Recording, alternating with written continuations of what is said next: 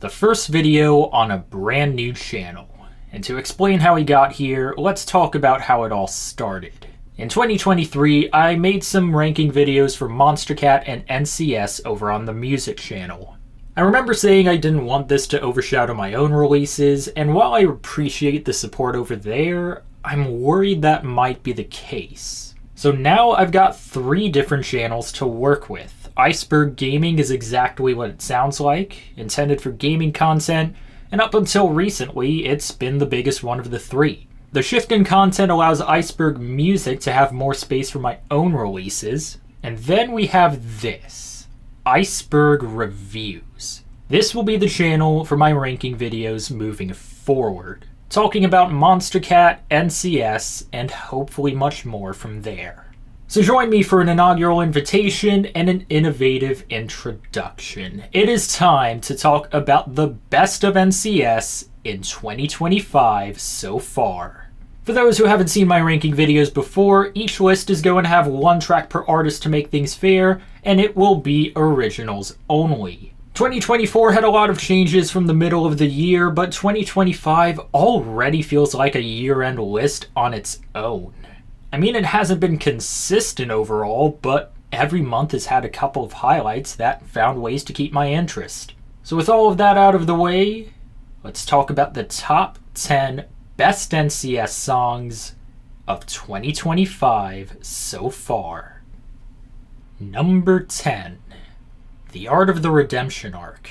Back in February, there were 2 artists that made my worst list on Monstercat in 2023, who made some pretty good tracks at around the same time. The first of which was Have, a neurofunk duo that has grown into a mainstay on Monstercat, teaming up with another hit-or-miss duo in Bose for an Instinct song that combines dance floor drum and bass with a little bit of happy hardcore. And on the very same day of Have's collaboration, Wales made his NCS return with this.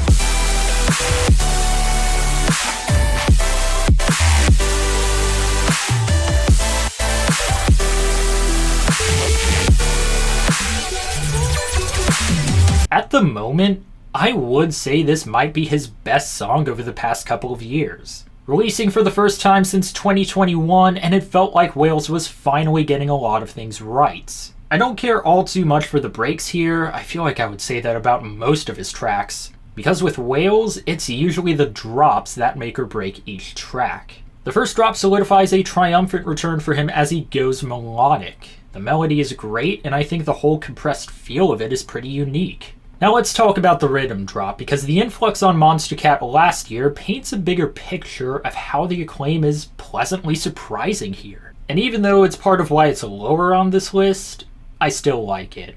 Yes, it relies on a 4-square pattern and a similar one to what he had in Royalty back in 2022, but it's the sound selection that makes it work. The aggressive digital nature doesn't go offbeat like Royalty did, but it also doesn't go over the top. The track as a whole carries so much of what the rhythm influx was missing on Monstercat. A balance between melodic and heavy, and some progressive anticipation for that heavy drop. And given that Wales still isn't having a good run of form on Monstercat, maybe a return to NCS might be exactly what he needed. Number 9. On occasion, there are times when an artist can make it really high on my best list, and then land on my list again 1 or 2 years later, with a track that doesn't quite reach those highs, nor is it really expected to. That was the case with No Mana and Guy Arthur last year, and as it stands, it's likely to be the case with Retrovision and Tatsuno Sheen this year.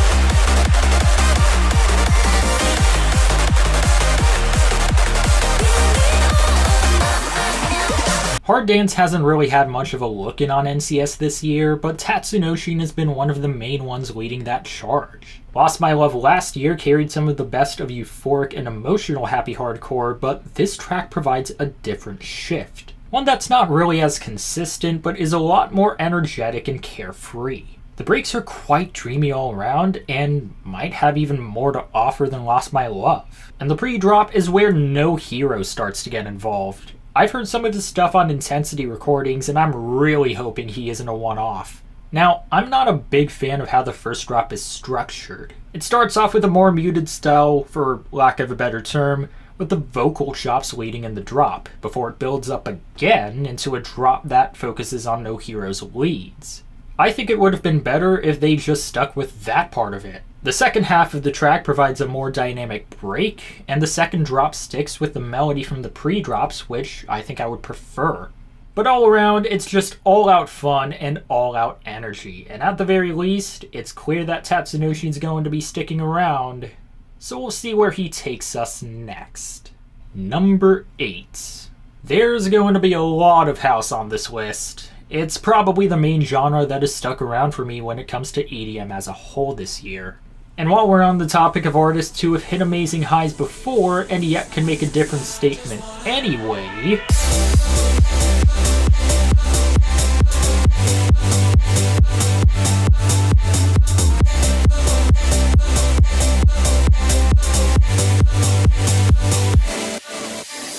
I don't know what's with the trend of Monstercat mainstays making their debut on NCS and vice versa, but I'm all for it. You've got the likes of Guy Arthur, Sad Boys, and Puripus arriving on Monstercat, along with the Whale's return and debuts for Bad Computer and Conroe. Conroe lives up to expectations here with a house track that carries a sentiment of nostalgia. The vocals are a bit simple and repetitive, but they're well mixed when it matters. The chimes in the break provide a dreamy backdrop in the production, and in the drops the chords are a bit muted and they mesh well with the echoing vocals. It provides more space for two different sets of lead synths, where the second one carries the drop even further. And the second break carries some driven energy from the drops before fading out to build up all over again. Really, it's a simpler track from Conroe, and yet it's still a great debut. Number 7. The only reason why this track is higher on my list is because I had pretty high expectations for Conroe, given that he topped my best list on Monstercat last year. This one, though, is a first impression.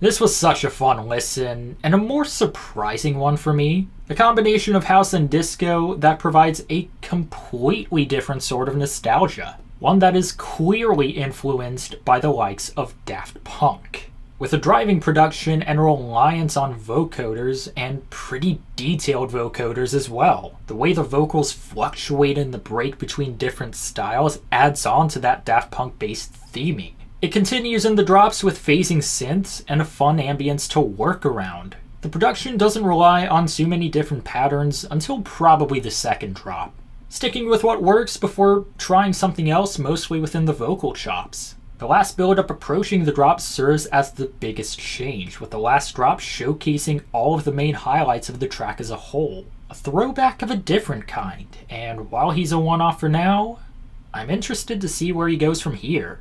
Number 6. I mean, we're talking about highlights. I was never going to forget about this.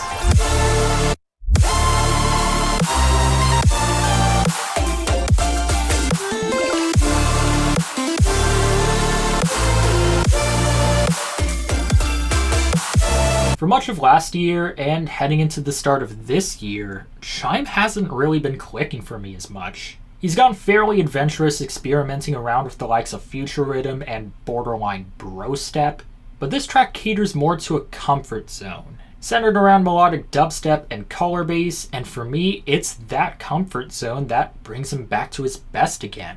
And he brings along the return of Nitrix to do it. In the breaks, the production is sometimes given space to shine through, but it's most emphatic with the vocals heading into the drop. The first drop alternates around between a main dubstep melody and some color-based plucks that carry the production even further. And the second drop starts with an excellent fake-out heading into a heavier production that still carries a unique and perhaps spacey sort of tone. I don't know if I would say it's among the likes of The Other Side or Aetherborn, but I'm just glad to see Chime and Nitrix back in more ways than one. Number 5. So over on my music channel, I've started making my own mixes. It feels a bit surreal to say, but I loved making my year-end mix last year, and I thought it would be great to make this a series moving forward. Glacier Mix is meant to highlight my personal favorite progressive house songs over the past few months. The next episode should be out probably as early as next month. I'll leave a link to my recent mix in the description, and a little spoiler as to one of the tracks over there.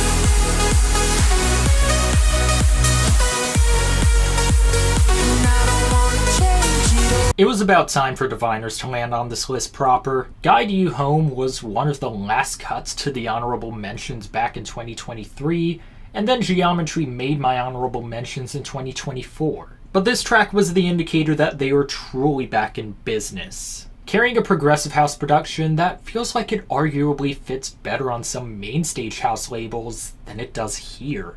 The production is clean throughout, but what really stands out to me is the lead stack and the drop.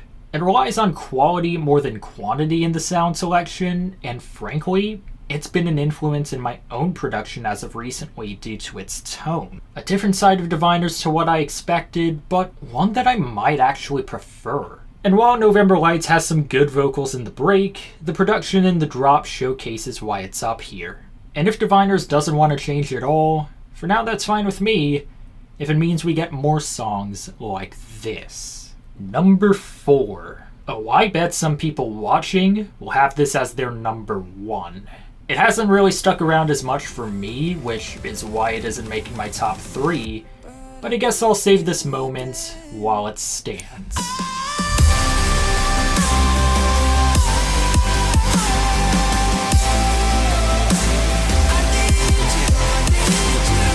It was difficult to talk about NCS in 2024 without mentioning Sad Boys, but somehow I found a way to do it. I wasn't really into their whole focus on Rocktronic at first, where the vocals and lyricism felt like it was hurting the likes of Romeo and Juliet more than it was helping, but they've gotten some acclaim both on and off the label, collaborating with artists like Shenda, Mazar, and Puppets. But Roy Knox may have been one of the best ones to collaborate with. The first track that comes to mind when comparing this one is The Right Time by Youth in Circles and Illuvium, mainly because of the slower triplet pacing which adds on to the emotion. The lyricism shows a perspective of struggle after a breakup, a self-reflection of knowing the consequences of going back, and yet not being over someone anyway. The production shows some of the best of both artists in 2 different drops. Roy Knox leads the first one with some emphatic super solid leads, and Sad Boys focuses more on their Rocktronic style in the second drop. Now I think this track is most likely to fall back on me for a couple of reasons. As much as I like Jake Newmar, I feel like the vocals may be a bit overbearing at times. And second, and perhaps more importantly, Sad Boys and Roy Knox already had a collaboration over on Monstercat. It's likely I'll talk about that song in detail at the end of the year. Number 3. These next 2 had a lot in common. Both house tracks, released in the same month, in the same key, and both of them provided a shift in momentum that took advantage of Monstercat's mishaps at that time. This should be the bigger statement, but inconsistency was the main reason why this didn't stay as my top spot. Even then, the highlights are incredible. It came from seemingly out of nowhere, and I'm not sure if we'll get a track like this on the label ever again.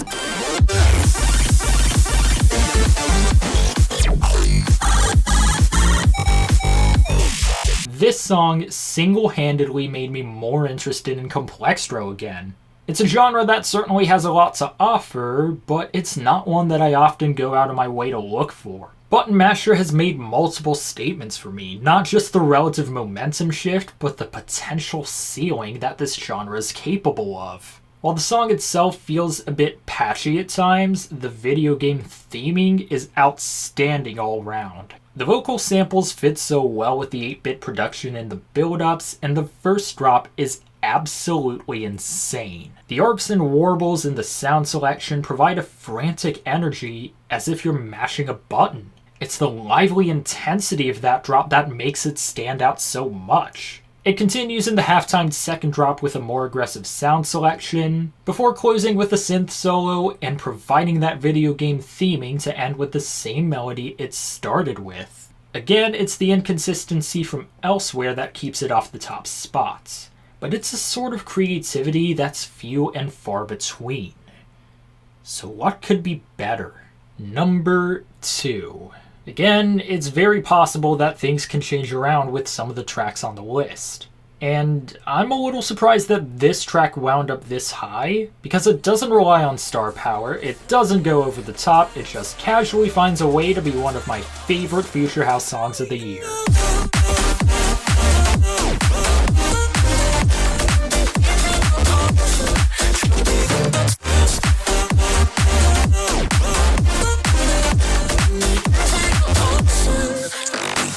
I remember when Future House was such a staple of NCS, and at least for last year, it didn't feel as prevalent as it once was. So when you have a track like this to start off the year, it provides a lot of optimism for what's ahead, even if the label hasn't always lived up to it since. A debut from Shawnee, apologies if I mispronounced that, showcasing some of the best of Future House just as a genre. It starts pretty much as early as possible, where the breaks open with some pads, a warping bass, a really nice flute sound, and some high-pitched echoes before the vocal fully kicks in. It continues in the drop, where the vocal chops combine with some strong synths before alternating in a sort of A-B call and response pattern with an excellent groove in the bass line.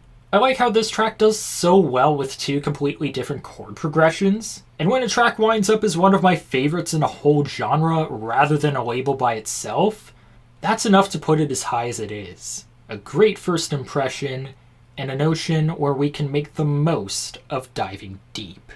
Before we head into the number 1 spot, a little reminder to check out my other channels in the description. I'm pretty close to hitting 50 subscribers on both of them, so I could use some more support there. With that out of the way, let's move on to number 1. If you know me, you know that I'm not always going to cater to fan favorites, but I will give credit to a notable run of form when it's due. So it especially says something when Just a Minute More wasn't even JJD's best song this year.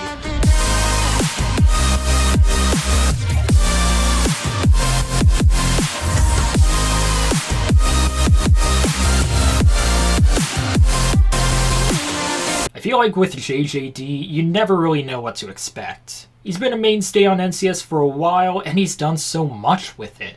From house productions like Streetlights and Free, to glitch hop like Adventure and Retrospective. He even made my list in 2023 with Happy Hardcore and Can't Say No. This year, he's resorted to future bass with both of his tracks. While Just a Minute More might be the bigger standout in the community, there were some nitpicky flaws that held this back for me. I thought it would still make my list anyway, only for Lighthouse to fix the few issues I had. Philosophy's vocals are mixed very well, as the reverb helps to fill up a clean and simple break. And the drops are emphatic, where the lead synth is better in structure and sound selection compared to Just a Minute More. The sidechain helps add a dramatic flair in the leads, and it capitalizes on a run of form to make one of the biggest statements on NCS this year. To follow an already great track with one that's even better. I'm not sure if it will stay as my top spot, but for now, Lighthouse by JJD, Assertion, and Philosophy is the best NCS song of 2025 so far. And that will wrap up this video. Let me know of your favorites in the comments below. And if you guys enjoyed, feel free to like this video and subscribe to the channel. And I'll talk to you in the next video.